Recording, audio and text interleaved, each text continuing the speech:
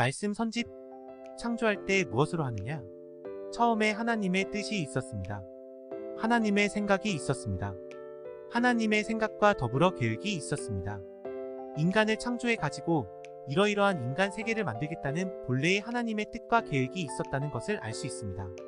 그렇기 때문에 아무리 인간이 타락했을지라도 오늘날 하나님의 구원 섭리권의 인간들은 어떤 자리에 서야 되느냐 하면 오늘날 하나님의 뜻 가운데 하나님의 뜻과 계획권 내에 서야 됩니다. 그렇지 않으면 안 된다는 것입니다. 하나님은 지식의 대왕입니다. 이 우주세계는 질서를 통한 법에 의해서 움직입니다. 그것이 모든 상대 이념을 갖추어서 인연과 인연을 통해서 관계를 지어 연관성을 가지고 운행하고 있다는 것입니다. 방대한 대우주가 그런 걸 볼 때 여기에는 모든 공식, 이론, 원칙을 초월할 수 있는 이상의 지식이 내포되어 있다는 것입니다.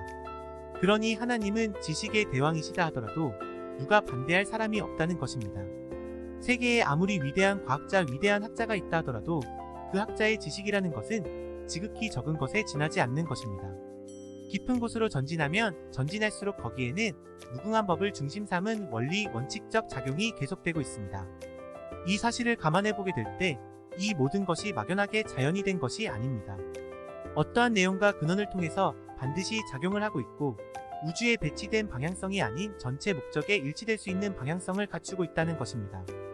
그 사실을 생각하게 될 때 여기는 무한 광대하고 무한 미묘한 법칙 세계라는 것입니다.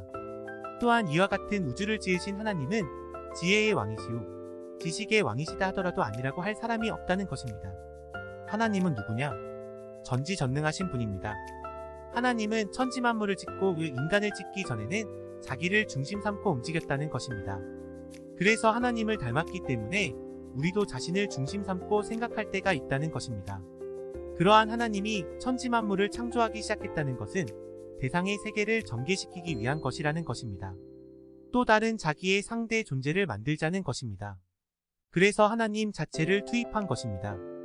보이지 않는 하나님에서 보이는 하나님으로 전개시키자는 것입니다. 창조를 하는 데는 인간을 중심으로 인간을 모델로 해서 동시에 사방에 버려 다리를 놓아서 지은 것입니다.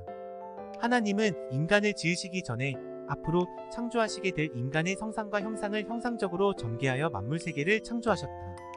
그러므로 인간은 만물세계를 총합한 실체상이 되는 것입니다. 하나님이 창조 이전에 가장 먼저 생각한 것이 참부모라는 것을 알아야 됩니다. 참부모, 참부부, 그리고 참자녀가 하나 되는 곳이 가정입니다.